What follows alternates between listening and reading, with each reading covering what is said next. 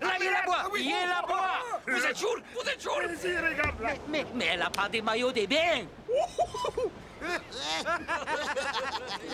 Madre de Dios, c'est pourtant vrai. Cap sur la sirène, très vite. Inutile, capitaine. Elle vient droit sur nous. Que dice? Elle vient droit sur nous. Ça marchera jamais, capitaine. Tais-toi et rentre. À mon signal, on attaque. Lâche pipi. Oui.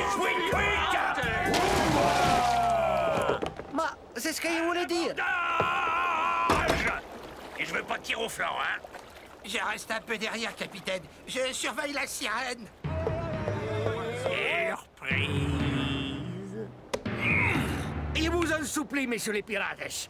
Nous avons une femme dans chaque port et muchos niños. T'en as combien, toi? Mais pareil que toi, 5 ou 6, à moins que ce soit 7 ou 10. Ah mais non, c'est 3 filles et 12 garçons, toi. Mais non, 6 filles et pas de garçons. Le dernier m'a fait une rougeole. Ah là là, c'est un souci. Je n'ai pas là pour écouter vos histoires de boutons rouges et de derrière échauffé. Non, on vient vous pirater, même qu'on est venu à dos de sirène.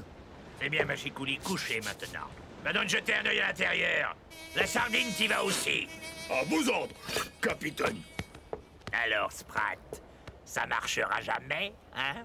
Et d'accord pour l'effet de surprise, mais attendons de voir ce que ce galion transporte. Capitaine, un gros coffre. Sûrement la réserve de suppositoire. Crétin des îles, fais attention. Excusez-moi, capitaine. Il est plein d'or. Prenez tout. Mais je vous en supplie, laissez-nous la vie sauve. Au moins la mienne. Pitié. Tenez, voilà la clé. Pitié. Alors, macareux défaitiste. C'est du suppositoire, ça? C'est de l'or. Du beau, du bien jaune, du pur. C'est du faux. Oh, du faux. Du faux. Non, c'est du frais. On a le fond en poupe, les enfants. Capitaine, j'ai trouvé ça dans la cale. Un prisonnier? Au requin! Non! Les ennemis de mes ennemis sont mes amis. Bienvenue chez les pirates, petit gars. Je vous remercie de m'avoir délivré, monsieur McBernick. Oui, je suis de bonne humeur aujourd'hui.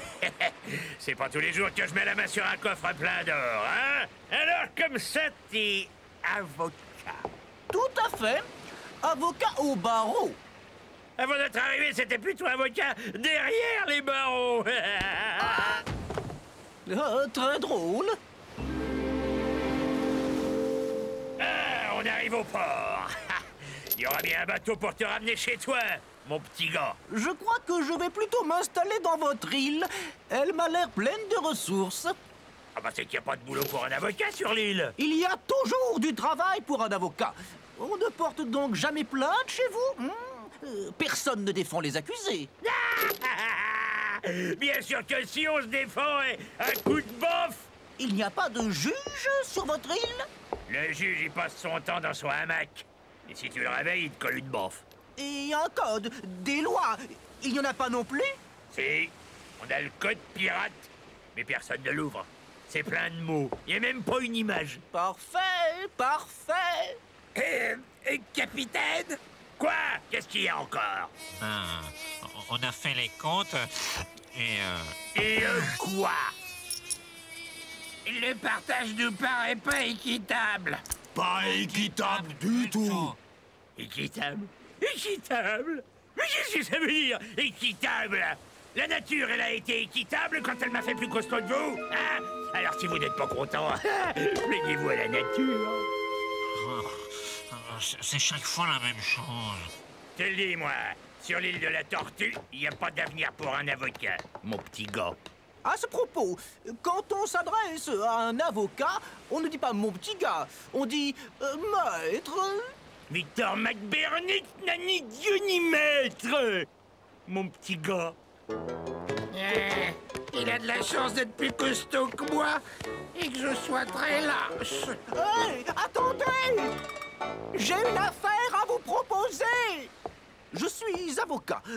Vous savez ce que c'est, un avocat? Bah ouais, c'est une sorte de concombre. Pas tout à fait. Je vais vous expliquer. You, c'est moi. Ma petite sardine argentée. Les enfants, devinez ce que papa a rapporté? Ton pantalon à recoudre. C'est toi, Victor. Tu peux passer chez Super Coco. Je vais manquer d'huile de poulpe. Nom d'un pilon vermoulu, vous allez m'écouter, oui? J'ai rapporté un coffre plein d'or. Là. Regardez. Un coffre plein d'or. Du vrai or? Du pur, du dur, du sana, du trébuchant, de l'or, quoi. Waouh! Ça, c'est un butin. Je suis sûre qu'Erwin n'en a jamais eu d'aussi gros. Quand je vais raconter ça aux copines, elles vont en être malades. Quand tu seras pirate, mon fils, tu en rapporteras des plus gros encore. Comment t'as fait, papa? D'habitude, tu rapportes que des trucs idiots et sans valeur. La malchance a tourné, fiston. Au fait, Victor, tu sais, on a volé l'enseigne publicitaire de la taverne de Lady Lou. Une sirène sur un rocher. Tu serais pas au courant des fois? Ah, on a volé? Non. Monsieur le juge! Monsieur le juge! Vous savez ce qu'il en coûte de réveiller un magistrat dans l'exercice de son sommeil? Une baffe, je sais. Mais je viens vous proposer une affaire. Je m'appelle Jacques-Jean Lapieuvre, avocat très professionnel. Une affaire? Ah, dans ces conditions, c'est différent. Vous ne vous adressez pas au juge, mais aux pirates. Maman!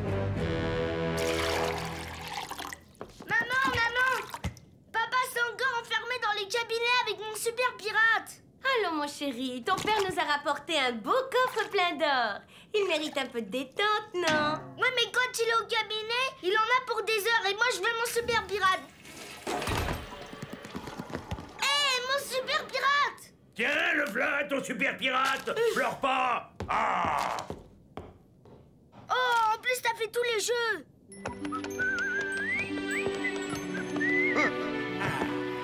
Rien, pas le moindre galion, pas même un petit sloop, une chaloupe. Bredouille, moi, Irvine le requin, l'écumeur des Caraïbes. Faut te faire une raison, Irvine. L'écumeur des Caraïbes, maintenant, c'est moi. Toi, allons donc, tu es incapable d'écumer même un pot au feu. Ah oui? Eh bien, sache que hier, j'ai rapporté un coffre gros comme ça. Gros comme ça? Oui, monsieur. Et plein de pièces d'or, monsieur. Ça t'embouche un coin, hein? La malchance a tourné, Irvine. Faut te faire une raison. Victor McBernick, j'ai une plainte déposée contre vous par les dénommés Sprat, la Sardine et Machikouli pour partage non équitable de butin. Voici votre convocation au tribunal. Alors, tu disais, Victor? Pourriez-vous dire à votre bête qu'elle me lâche la jambe?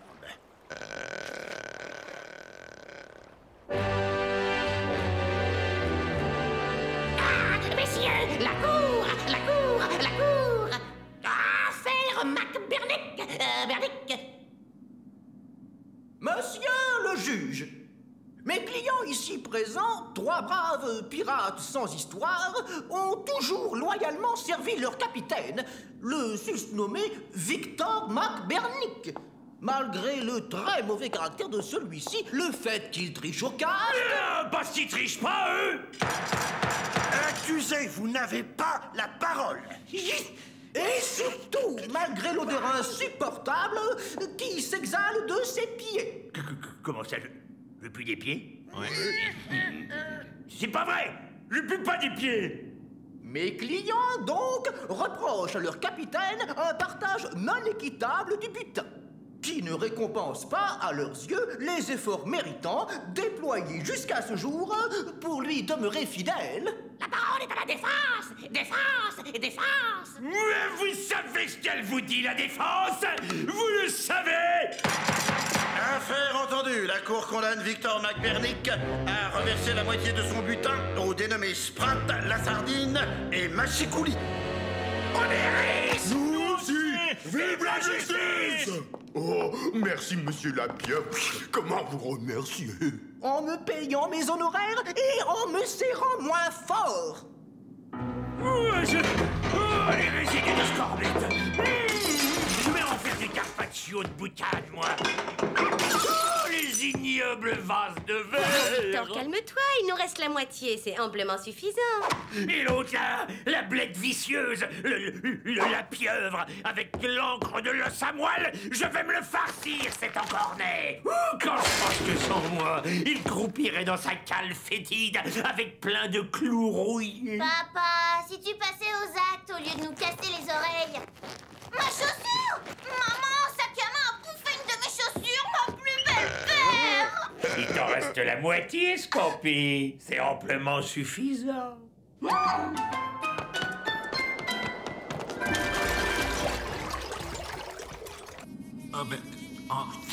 Je croyais qu'on avait droit à la moitié du butin.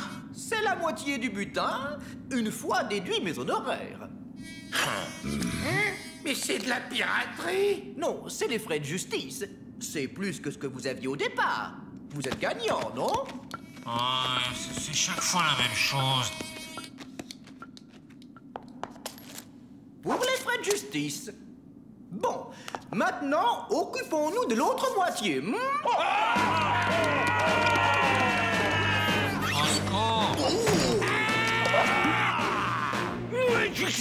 Où il est l'asticot? Je vais en faire des centimètres, moi, du mètre. Bolaf! Oui, bien sûr, oui. Je vous présente mon nouvel auxiliaire de justice, Bolaf. Ce garçon perdait son temps dans un minable atelier de réparation alors qu'il est bourré de talent.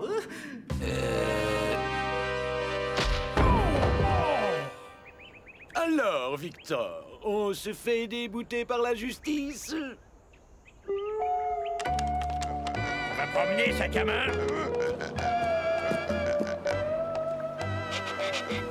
Ah, mon brave sac à main, c'est bien toi le plus fidèle.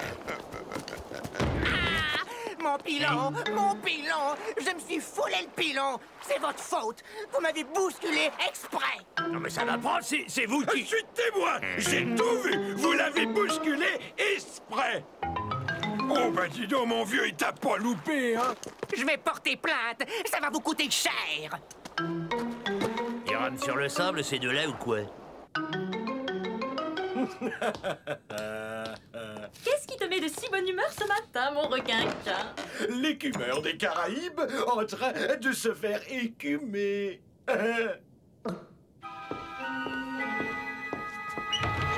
Victor McBernick, j'ai 277 plaintes contre vous. Plainte du dénommé Gueule d'Étrille pour lui avoir marché sur le pilon et occasionné 4 semaines d'incapacité d'abordage. C'est un complot. Plainte du dénommé Lapoulie pour ne jamais lui avoir dit bonjour. Une conspiration. Plainte du dénommé Tronchambiais pour l'avoir regardé de travers. Une machination. À mon avis, il n'y a qu'une seule et même personne derrière tout ça. Hein? Tu ne vois pas? Et bah non. Dis-moi, Victor, ton la pieuvre, tu ne t'es pas demandé ce qu'il faisait enchaîné à fond de cale?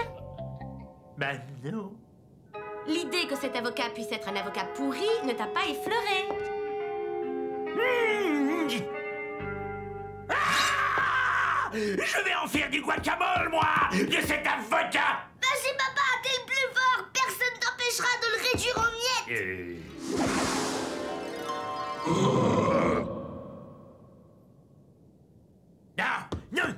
Non. C'est pas par la force brutale que je vais l'avoir. C'est par l'intelligence. Par l'intelligence? Oui, madame. Par l'intelligence. Maman, qu'est-ce qu'il a, papa? Il est tout drôle. Il est pas malade? Non, il a décidé d'utiliser son intelligence.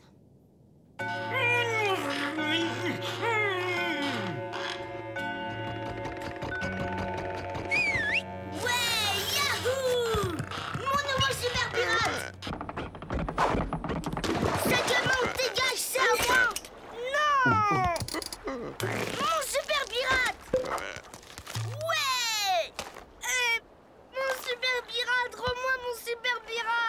J'ai besoin de me détendre. J'ai trop réfléchi. Je te le rends après. Je trouve toujours des excuses pour me piquer mon super pirate. Si t'es pas content, t'as qu'à porter plainte toi aussi.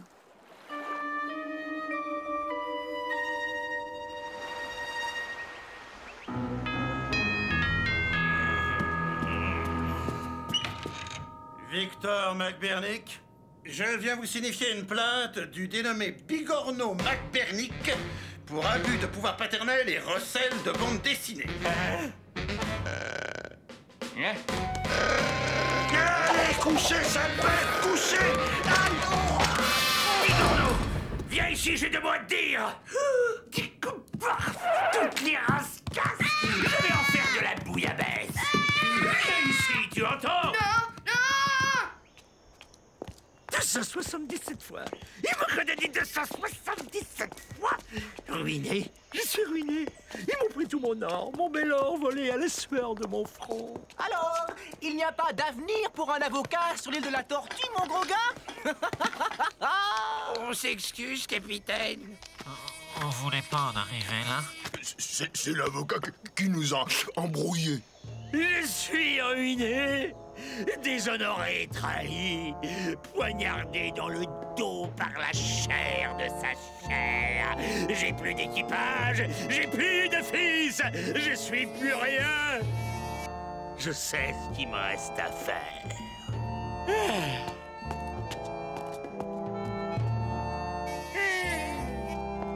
Je t'en prie, Victor, pense à Scampi et à moi.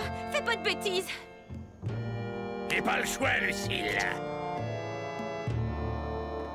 Je vais me reconvertir dans la plomberie zinguerie.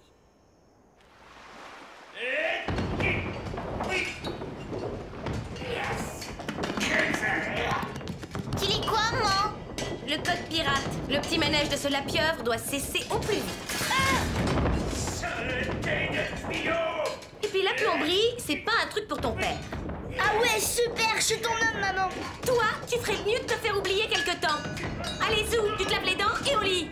Ouais, c'est papa qui m'a dit d'aller me plaindre. Pour une fois que je suis obéi. Comment tu vas faire? Il faut soigner le mal par le mal. Nous allons porter plainte contre la pieuvre. Porter plainte et pourquoi?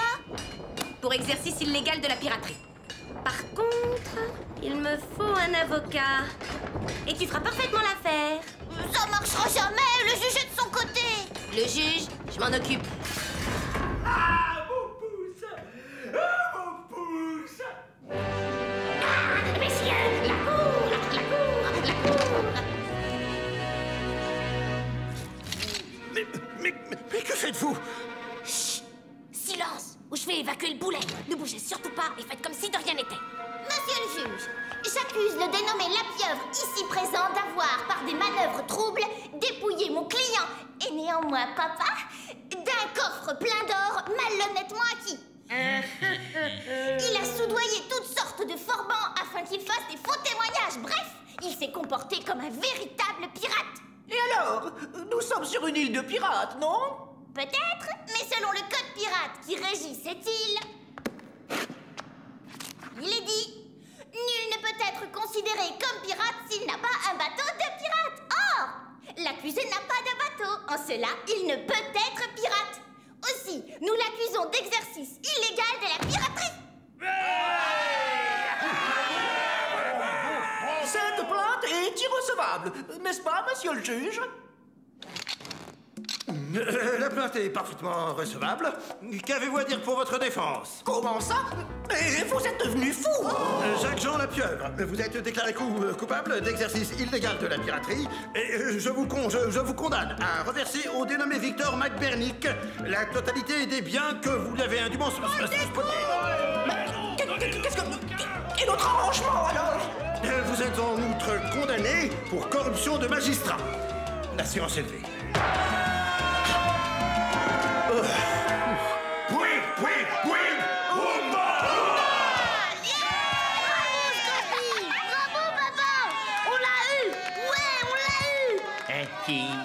Qui a parlé, là? Mais enfin, papa, c'est moi, Bigorneau, ton fils. Je n'ai plus de fils.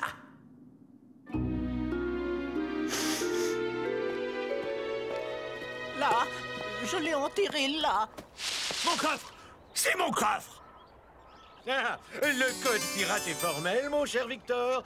Quand on trouve un trésor enterré, s'il n'est pas réclamé au bout d'1 minute et 1 seconde, il appartient à celui qui l'a trouvé. Mon coffre.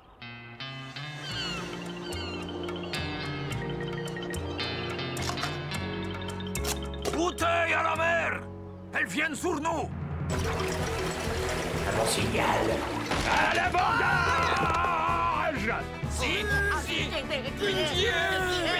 Oh, je panique, les gars! On vient pas vous pirater, on vous lend!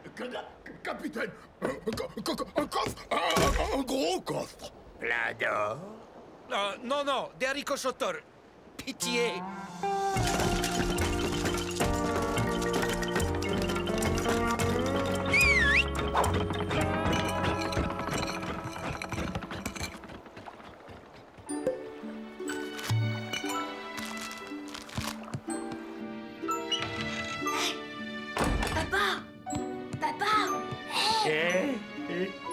Le nouveau super pirate. Tiens, il est pour toi.